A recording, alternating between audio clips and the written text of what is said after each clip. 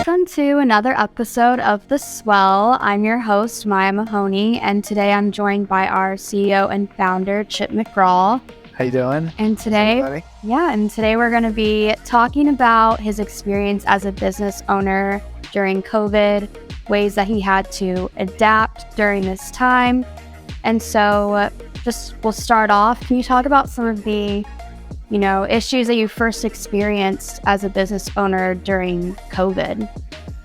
Yeah, well, it was a wild time, right? I mean, it kind of came on all very unexpectedly, and we had to do some major pivoting during that time to keep things going. So there was a lot of challenges from, I think initially it was just a real shock to everybody and not knowing what we were going to really do for keeping the business going, how we're going to make money, how are we going to be affected by what was going on with the pandemic. And I think initially it was just a lot of uncertainty. So during COVID, remote work became a big thing because we couldn't, be together during that time. And so what technologies did you invest in to communicate with your team? And are there any technologies that you still utilize from that time? Yeah, so I mean, I'd say Zoom was a big one.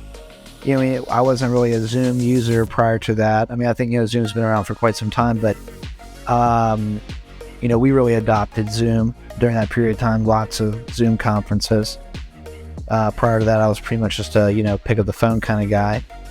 So that's been something we continue to use like daily. Although sometimes it seems like there's too many Zoom calls, but it's a great tool. HubSpot was also something we brought in that time period too, early on in COVID, being able to have this team more centralized, around the, not only marketing automation, but with, being able to do the sales hub and to track salespeople better when they weren't in the office and, keeping reporting and metrics and everything top of mind. So that was a great tool. I still use it today. We're 100% invested in HubSpot and preach that gospel. WhatsApp was also a great tool for communication with lots of different groups that we created. We've kind of moved on to Slack now, kind of like that tool a little bit better for the office environment. So that's something we also started during COVID, and we continue to use that today. There's other things that we use, but I think those are the main ones that we're still using today that we found really good. Zoom, HubSpot, Slack, also stuff like DocuSign, not needing wet signatures and being able to quickly get documents back and forth and sign, people on the go, maybe not in an office where they can print things out. So that was great. And I think the other big thing was, being able to pivot and put people, obviously not in an office environment. And, fortunately for us, we have our operations in Nicaragua, which they had a little bit different circumstances there that enabled us to stay in the office more. Yeah, it's interesting to see how a lot of the technologies kind of remained after COVID. And, we have some remote employees here, and being able to communicate with them through Zoom and Slack is really beneficial. So obviously, you're a father, and during COVID, how did you balance being a father while also, being a businessman and all the struggles that came with that? I mean, for us and my family, I can be honest that it wasn't much of a struggle. Yeah. We are not vaccinated. We decided not to be vaccinated. It wasn't the right thing for our family. We didn't feel like. We enjoy the outdoors, surfing, things like that. So we spent a lot of time outside. We bought an RV. We worked from the RV. We traveled. We surfed, and we didn't really let it stop us too much. I mean, we're very healthy, fortunately, and we didn't have any health concerns, that could exacerbate, the situation with COVID for us personally. And fortunately for us, it wasn't a big deal. I think it actually gave us an opportunity to spend more time together. And, we took that opportunity to its fullest to do different things. Yeah, I think during COVID, it definitely, gave a lot of time for families to spend together, except I was really sad when the beach was closed here during that time, I think. And that like affected me the most, but Right. Well, I'll tell you a funny story because we didn't let that stop us. I can say that it's the only and hopefully last time that I ran down the beach being chased by the police with my children. yeah, So it was one of those moments where you're like, oh, shoot.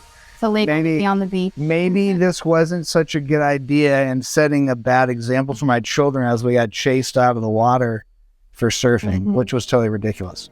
And, they couldn't stop you from surfing via boat, and they couldn't stop you from taking out your jet ski into the ocean. So we managed to find a way. Yeah, you found a way. We found a way. Yeah. So fortunately, you saw success during COVID for your business. Obviously, you're still operating today. I know you mentioned that hand sanitizer story that one time. So can you talk a little bit about that? Yeah, sure. I mean, we were, I have a long history of doing business in Latin America, and I've just always stayed close to my network of people that I've grown throughout the last 20-some years of my work career, and always open for opportunities.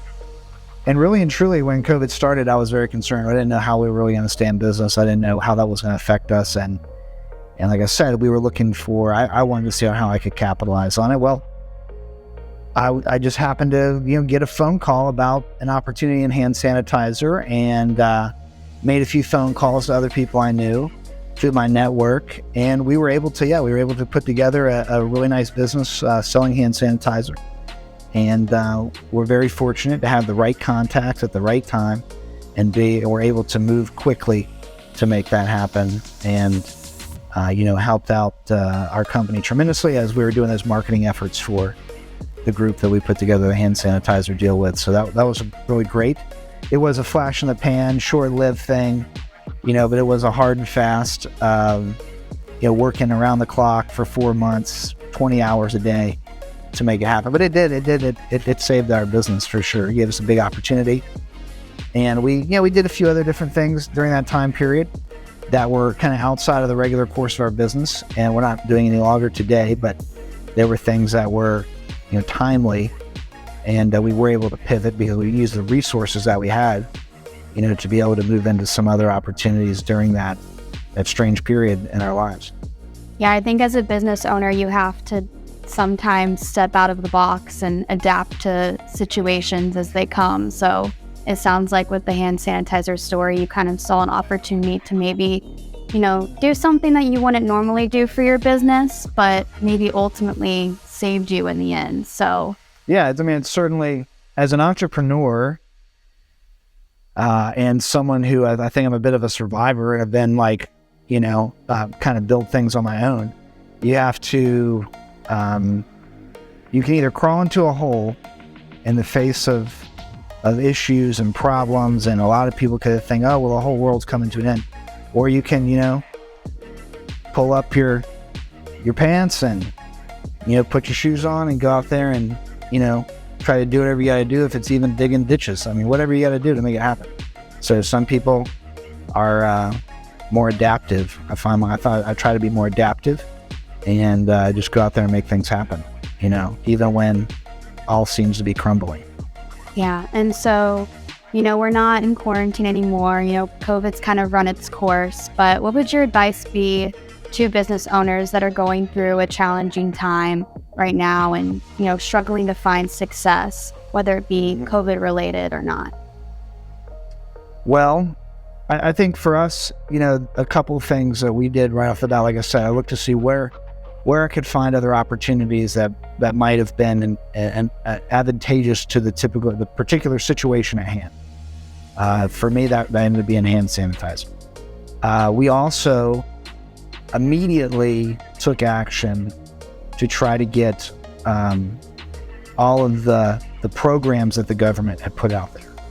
So I put someone on full-time focused on how do we participate in these government programs, how do we utilize those government programs for our own benefit. Now, during a non-COVID period of time, if your business is facing adversity, I think first and foremost, you have to look at, okay, do you have any any breakage, any loss? Do you have redundancies in your business that you might need to get rid of? Unfortunately, sometimes that comes in the way of employees, as we're currently seeing pretty big layoffs from companies like Salesforce, HubSpot, other tech companies, as they're seeing redundancies and they're looking for ways to save money and potentially in a recessionary environment. So you always want to be really careful there. And I think you have to also find new ways to generate business and leads. So if you want to keep operating, you need to continue to feed the pipeline with sales. So I think sometimes as a business owner, you got to kind of get your hands dirty in these situations where business might be dropping off, or you might be, upside down financially. Sometimes it takes getting back to your core competencies, getting back to how you started, and you might have to do some of the work yourself, and I think it's also just really important to focus on marketing and efficiencies.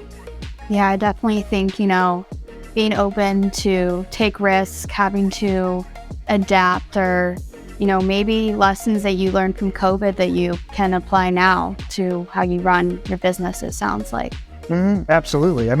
I can say going back even, 15 years of the global financial crisis, going through that, learning a lot about, when you're starting to see changes in the market and uncertainty, you want to be a little bit more conservative in some ways, but you also want to be aggressive at the same time, looking for special opportunities, right? So, especially like if you're involved in, real estate, like at that time, there was an opportunity to, as people were exiting the market, to buy low, hold, sell high later.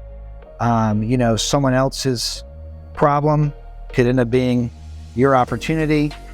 And it's always good to be a little conservative as you start to see uncertainties in the market, because you want to have available cash and resources to take advantage of opportunities that come up, So those are always important things to remember, to be ready and able to pounce on opportunities when they arise.